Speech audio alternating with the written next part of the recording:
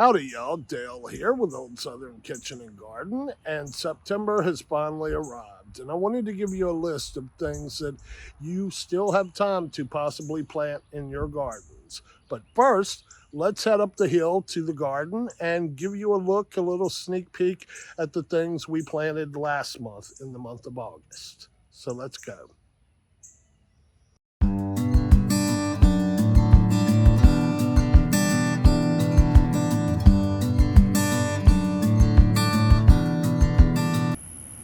Okay, y'all, I thought we'd start with the pumpkins. First, we have our Jaharadale pumpkins. These two, I planted two seeds for each one just to test these out. So these are the two Jaharadale pumpkins. Then we're going to move on over to, which one did I do here? This is the Jack Little pumpkins. This is one. The other one did not come up. So we've got one, I think it's Jack B. Little pumpkin. I'll have to check those names on you. Then one of our sugar pies also did not come up, but the other sugar pie pumpkin did come up. So we're getting at least one of each one. Then we have the melon, or the de la leche de la table melon. I guess that's what it is. I always butcher that name. We have two of these here. And we still have our Kahari melons growing from the summer and spring. And seeing as how I haven't got to taste one yet, because the dogs keep eating the melons, or the melons fall off and disappear from some raccoon or possum or whatever, I am intent on getting one of these melons before this year is over with. So now let's head on over to the squash, eggplant, and zucchini.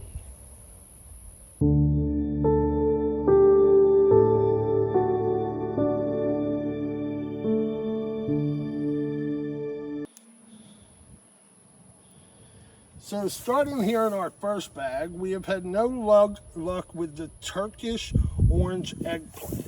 This is the second time I tried planting these in the spring, and I did not over spring or summer have any luck with that. But everything else is doing gangbusters, as you can tell. Right here is the scallop squash. Then we have our ping tongue eggplant, which is still this particular plant we did not just plant last month. These and the pumpkins we did, but this one is hanging on from summer, and it's the one that gives you one of those big, beautiful, dark purple eggplants. Then we have a grow bag of zucchini. We have some butternut squash. We have some Iran squash. Look how huge this stuff is. And y'all, all this stuff, except for this one, has popped up and grown in just the last 3 weeks. This stuff is crazy. This is what we planted in the month of August. Another one we're not having luck with is the Italian pink bicolored eggplant. I mean, there's a little one there, but you know, he's not growing like these. Then we have our straight neck squash right here, our crook neck squash. This one is a little slow too, the Thai purple ribbed eggplant. Thai purple ribbed eggplant. One at least is coming up. And then the last one we have right here has the most weird and crazy name, y'all. It's Long Island cheese, what was it? Long Island cheese squash. That's just a weird name, y'all. So now let's go over and check out our okra, and then we'll get to the seeds for the month of September.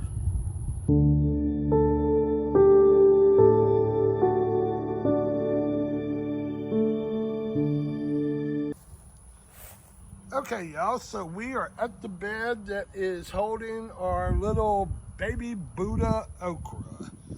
As you can see, I've got several plants, mini plants, popping up here of the okra. Again, this was planted just last month, within about 3 weeks ago.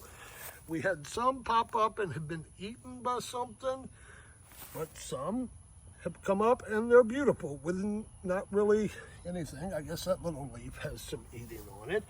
So I'm gonna have to figure out what it is, get some kind of netting, or figure out what is munching on this okra and get it under control. So that's about it. The other stuff is in the greenhouse waiting to be planted out here. We are having luck still with our peppers. Look at all the peppers growing. They're making peppers. Our mess of peanuts, it's about time to start digging through this and seeing if I can harvest anything, if there's any peanuts, or did we just grow a bunch of weird and crazy grass. But let me get the camera moved over and get sat down, and we'll go over the seeds for September.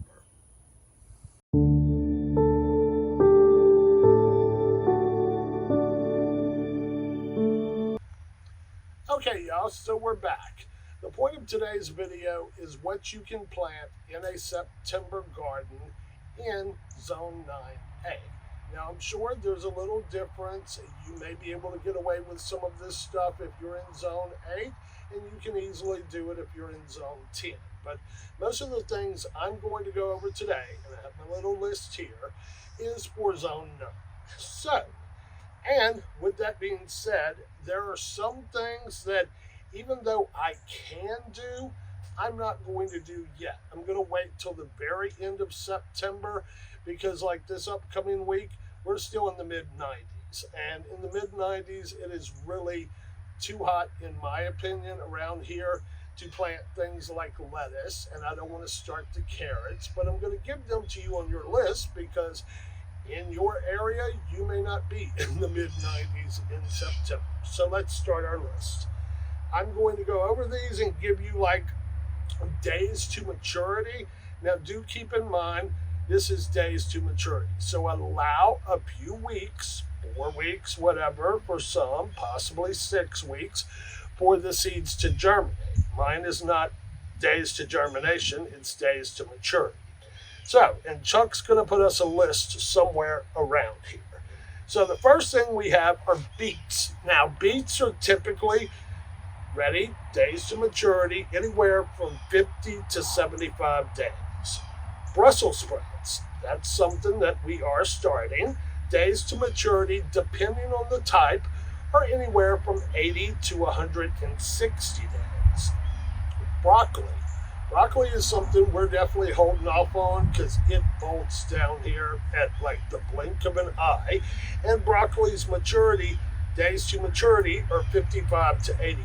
So we're definitely waiting until at least the end of September, if not just doing it, starting it in October.